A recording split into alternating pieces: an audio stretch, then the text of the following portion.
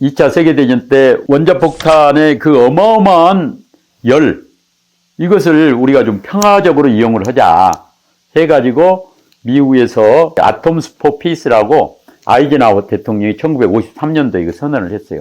그러면서 이 원자력을 평화적으로 이용하는데 제일로 좋은 게 이걸 통해서 전기를 좀 생산을 하자.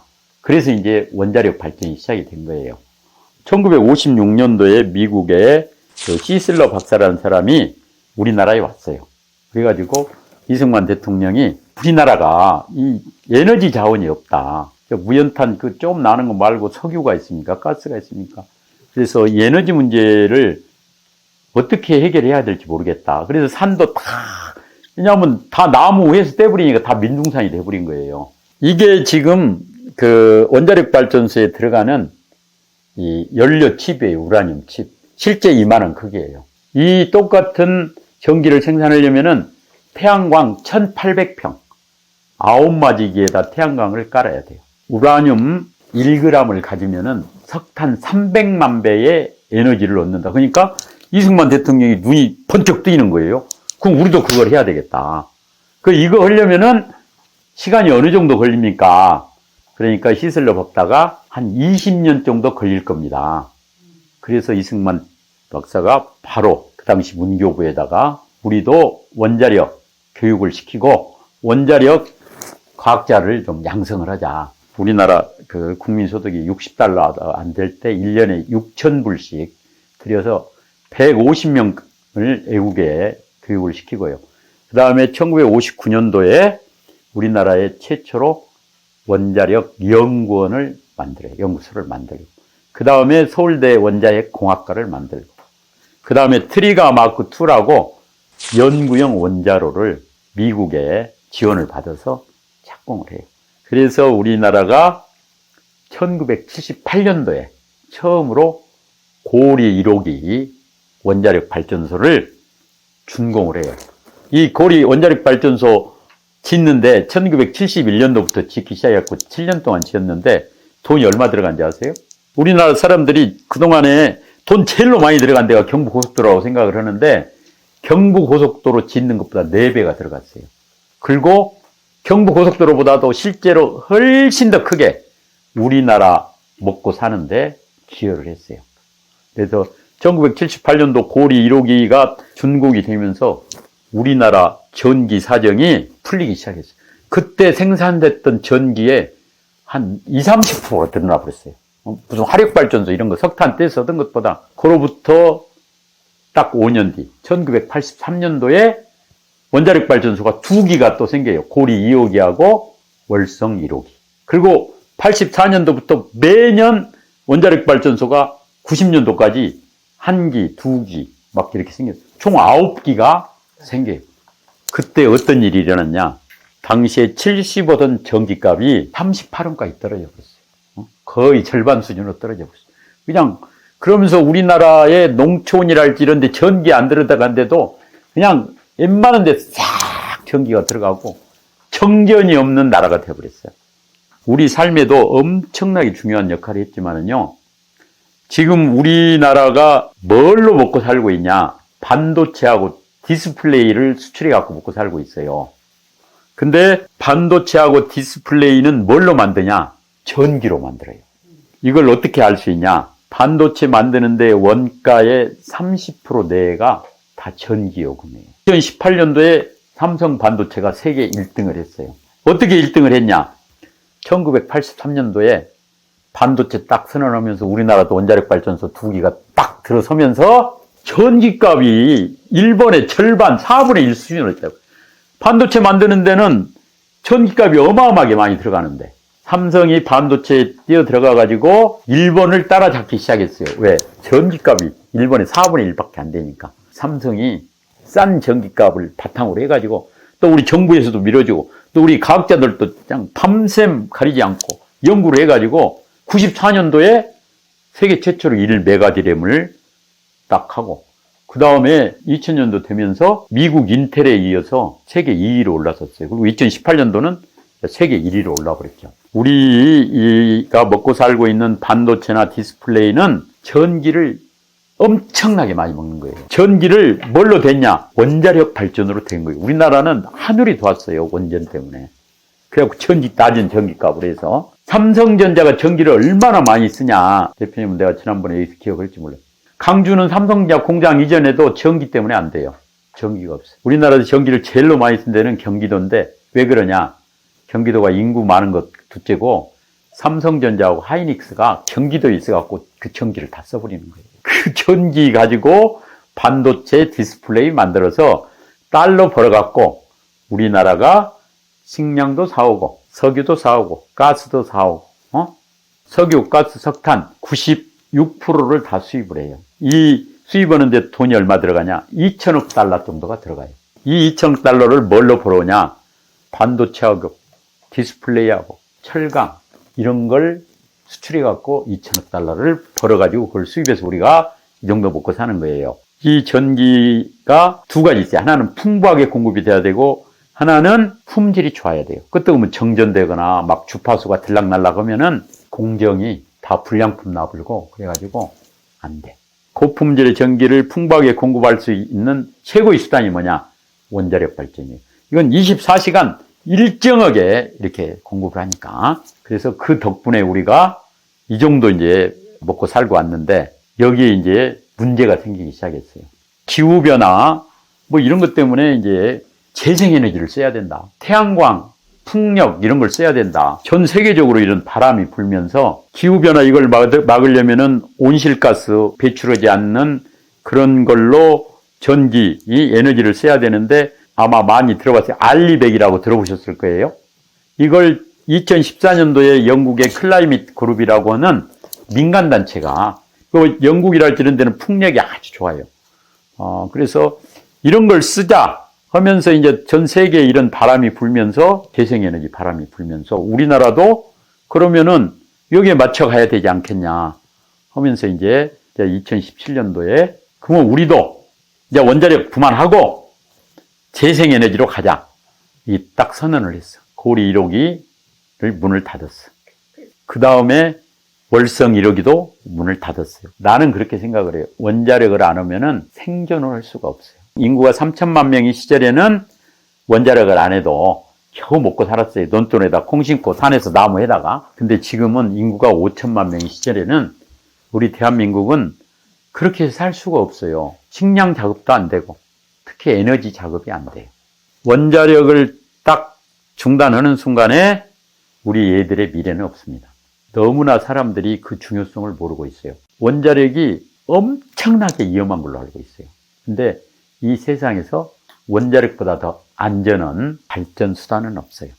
라고 내기를 해도 좋아요. 나는 후쿠시마 내가 2번 갔다 왔어요. 후쿠시마 사고로 인해서 방사선 때문에 죽은 사람 한 명도 없어요. 그 어마어마한 사고가 났는데 일본에서 후쿠시마 사고로 방사선 사고로 죽은 사람 있으면은 나한테 알려주세요. 내가 그 자리에서 내가 1,000만 원 드릴게요.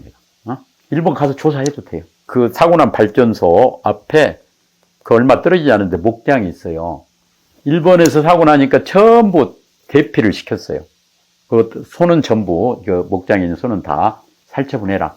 근데 이 사람이 나는 이 불쌍한 소 죽일 수 없다. 안 죽이고 내가 돌보면서 여기 살란다. 그 사람 지금까지 거기 살고 있어요. 나 그냥 만도 만나고 왔어. 그러면은 그 사람도 암 생기고 그 사람 소들도 다 죽어야 될 거 아니에요? 아무 문제 없이 지금도 건강하게 잘 살아있어요. 지금까지 전 세계에서 원자력 사고가 3번 있었다고 그랬는데 실제로 사람이 사망한 사고는 1986년도에 체르노빌 원자력 반대하는 사람들이 수십만 명이 죽었다고 막 하는데 유엔에서 발표한 자료 전 세계의 전문가들 500여 명이 그때부터 지금까지 계속 추적해서 조사를 하고 있어요. 유엔 방사선 영향과학위원회라고 거기에서 발표한 자료 보면은 체르노빌에서 죽은 사람은 딱 43명밖에 안 돼요. 제일 처음에 거기 불끈이라고 투입해가지고 방사선을 아주 어마어마한 방사선을 맞았던 소방관 200여 명 중에서 다 죽은 게 아니고 28명이 죽었어요. 나중에 방사선 물질이 이렇게 퍼져가지고 그 풀을 먹고 자란 소가 짠 우유 그걸 해가지고 갑상선암 그쪽에서 죽은 15명. 그래서 지금까지 70년 동안에 원전 사고 나가지고 죽은 것은 체르노빌에 43명이 다예요. 그리고 우리나라는 1978년부터 올해까지 하니까 46년 됐어요. 우리나라에서 원자력 발전소에서 무슨 방사선 사고가 나가지고 무슨 암 걸렸다, 무슨 사고 나서 죽었다 한 얘기 들어본 적 있어요? 영광 원자력 발전소에서 2,000명이 근무를 하고 그 주위에 가족들이 다 살고 있는데 거기서 무슨 영광 원전에서 사고 나가지고 무슨 사람 죽었다는 얘기 들어본 적 있습니까? 만약 그랬으면 어마어마하게 보도가 됐을 거예요. 90년대 초반에 거기서 무슨 기형 홍화지가 났다 해가지고 막 그 기사를 쓴 친구가 누구냐? 내 친구예요. 지금도 그 친구가 자기 기자 생활하면서 가장 부끄러운 기사가 그 기사였다고. 그리고 90년도에 기형 송화지가 났으면 그 뒤로도 계속 태어나가지고 지금 영광 근처는 다 기형 송화지 천지가 됐어야지. 우리가 좀만 생각해 보면은 원자력보다 더 안전하고 더 싸게 전기를 공급할 수 있는 수단은 없어요. 특히 우리나라 같이 석탄, 석유, 가스가 없는 나라에서. 태양광, 풍력 있지 않냐? 우리나라는 땅덩어리가 좁고. 그래서 이제 풍력, 태양광 오면서 맨날 덴마크 예를 들어요. 덴마크는 우리나라보다 인구가 10분의 1, 500만 밖에 안 돼. 그리고 거기는 먹고 사는 게 농사 지어갖고 무슨 유제품, 이런 거에서 먹고 사는 거예요. 우리나라는 전기 가지고 반도체, 철강, 그거 수출해서 먹고 사는 나라예요. 전기를 우리가 인구도 10배가 많지만은 전기를 덴마크보다 20, 30배 더 많이 써요. 그 덴마크는 또 북해에서 바람이 항상 불어와요. 그런데 그런 덴마크조차도 유럽에서 전기요금이 제일로 비싸. 그래서 추워도 전기 함부로 못 써. 왜냐하면 독일도 마찬가지예요. 우리나라는 땅도 좁고, 그래서 풍력도 불 때 있고, 태풍 올 때는 너무 많이 불어서 쓸모가 없고, 그 다음에 태양광, 보세요. 이 앞에 전부 다 산 까가지고 태양광 한번 깔아보세요. 사람들이 어떻게 생각하겠어요? 태양광은 구름 끼면 안 나오고, 밤에는 안 나오고, 전기가 일정하지 않아요. 용광로, 새 녹이려면 전기가 일정하게 공급이 돼야 되는데, 지금 전남에 태양광 다 깔아놓은 거, 전부 생산하는 전기가 영광에 원자력 발전소가 6기가 있어요. 그 중에 1기가 생산하는 거에 절반도 안 돼요. 겨울에 눈 와보면 태양광 무용지물, 여름에 엄청 더우면 태양광은 또 너무 더워도 전기 효율이 팍 떨어져 버려요. 지금 한전 적자가 얼마인지 아세요? 200조 원이요, 200조 원. 1년 이자가 5조 원. 얼마 전에 나왔어요? 한 일주일 전에. 1분기 이자만 뭐 1조 5천억인가. 5조 원이면은 대구에서 강주 철도 넣는 게 10조 원이, 한전 2년 이자면은 그 철도를 안 해. 지금, 그러면 한전 적자가 왜 이렇게 늘어나 버렸냐? 두 가지예요. 태양광이 수독됐을 때, 바로 킬 수 있는 게 뭐예요? LNG. 원자력이랄 때 석탄은 바로 킬 수가 없어요. 전기가 부족할 때 바로 킬 수 있는 건 LNG밖에 없어요. 왜냐하면 LNG 가스 우리가 탁 키우면 바로 불 켜지잖아요. 이게 마찬가지예요. 그러니까 태양광이 늘리면서 LNG를 또 잔뜩 늘려놨어요. 근데 우크라이나 전쟁이 딱 터져보니까 LNG 값이 그냥 몇 배가 뛰어버렸어요. 태양광 늘리면서 LNG 늘어나고, LNG 값 올라가 보니까 전기 그 발전 비용이, 지금 한전은 태양광이나 이 LNG를 230원 정도에 사요. 그래갖고 150원에 팔아. 그러니까 80원이 적자예요. 원자력은 50원에 사가지고 150원에 팔아. 100원이 이득이에요. 이 태양광이 늘어나면은 한전 적자가 이렇게 늘어나고, 원전이 늘어나면 한전 적자가 팍 줄어들어요. 그래서 전기값을 낮출 수가 있어요. 나는 그렇게 생각을 해요. 우리나라가 원자력을 안 하는 순간에 북한보다 훨씬 더 비참해집니다. 왜? 북한은 무연탄이라도 많고 인구라도 적어요. 우리나라는 인구는 많지 먹고 살 건 없어. 이런 나라에 어떻게 살아요? 나는 대한민국에 희망이 없다고 생각을 해요. 희망이 있을 수가 없어요. 우리나라는 백길이 한 달만 막혀버리면은 석탄 못 돌아불죠? LNG 못 돌아불죠? 그러면은 뭘 못해요? 전기를 60%를 생산을 못 해버려요. 그러면은 전기 하루에 쓸 수 있는 시간이 하루에 8시간만 한번 전기 나온다고. 그러면 냉장고니 뭐니 이런 건 뭐 가동을 할 수가 없어요. 무슨 공장 돌릴 수가 없어요. 이런 나라에 어떻게 삽니까? 우리 전기값이 얼마나 올라갔는지 잘 모르죠. 아니, 잘 몰라요. 2021년보다 50%가 올라가 버렸어요. 105원에서 지금 150원으로 가버렸어요. 근데 전기값이 워낙 싸니까 가정용 연기는 더 싸고, 삼성전자 전기요금이 2021년까지 1조 원 정도 했어요. 올해 5조 원이 넘어가 버려요. 그러면은 삼성전자가 그 돈 가지고 연구 개발도 하고 해야 되는데 전부 전기값 내니라고. 삼성전자가 2018년 1등 하다가 지금 4등으로 떨어졌어요. 삼성전자 흔들흔들해요 지금. 우리 국민들 지금 언제 어떻게 될지 몰라요. 그리고 이게 여기서 끝나는 게 아니고 태양광이 이렇게 늘어나면 200원 올라가요. 그러면 삼성전자는 확실하게 망해요. 우리나라가 아프가니스탄이나 시리아 같이 그런 애들처럼 살게 할 수는 없잖아요. 원자력을 더 이상 못 짓고 태양광이 이렇게 늘어나면은 먹고 살 게 없는데, 우리가 원자력 세계 최고의 기술을 가지고 있어. 그냥 못 짓게 해서 못 짓는 거예요. 다른 나라, 미국이나 이런 나라들은 굳이 원자력을 안 해도 먹고 살 게 너무나 많아. 석유도 많지, 가스도 많지, 땅도 넓지, 뭐 태양광 풍력해도 지천으로 할 수가 있지. 그러니까 안 했어요. 근데 우리는 세계 최고의 기술을 가지고 있어요.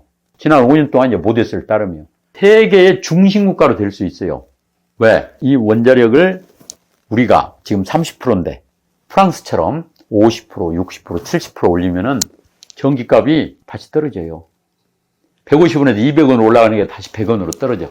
전기 먹는 하마가 뭐냐? AI, 반도체, 데이터 센터. 기업 오는 사람들한테는 지금 앞으로 갈수록 전기값보다 더 중요한 게 없어요. 세계의 그런 첨단 기업들이 한국으로 다 오면은 한국에 가면 좋지. K-팝 이런 것도 경제가 받쳐줘야 이런 게 있는 거지. 경제가 망가져 보면은 다 꽝이에요. 이 경제가 받쳐주면서 일자리도 많지, 한국에 가면은 볼 것도 많지, 즐길 것도 많지 하면은 전 세계에서 한국으로 갈 수밖에 없어요. 이대로 경제도 이렇게 쪼그라지고 인구도 줄어들면 대한민국의 미래가 없어요. 이걸 반전을 시키는 것은 우리가 에너지 비용, 특히 전기 비용을 획기적으로 낮춰가지고 세계 기업들을 다 오게 오면은, 기업이 오면 뭐가 와요? 사람이 따라와요. 우리나라는 세계 중심국가가 될 수가 있어요. TSMC의 반도체 공장, 엔비디아의 반도체 공장, 구글이랄지 이런 데의 데이터 센터, 이런 게 전부 우리나라에, 한국이 전 세계의 중심이 돼가지고 경제, 과학, 문화 중심이 돼가지고 교류를 하면은 자연스럽게 우리 5,000년 역사 이래에 정말로 우리가 꿈꿨던, 백범 선생이 했던 경제와 문화로 세계의 중심국가가 될 수 있어요. 그러면은 우리 차 대표 결혼해서 한 명 더 낳자. 이렇게 살기 좋은 나라에, 실제로 지금까지 우리나라가 이 정도 발전해온 원동력은, 숨어있는 원동력은 나는 원자력으로 싸고 풍부한 전기를 생산한 덕분이다 생각을 하고, 이게 지금 큰 위기에 처했는데 이걸 다시 한번 도약을 시키느냐 아니면 꼬꾸라지느냐, 우리가 기로에 놓여 있다.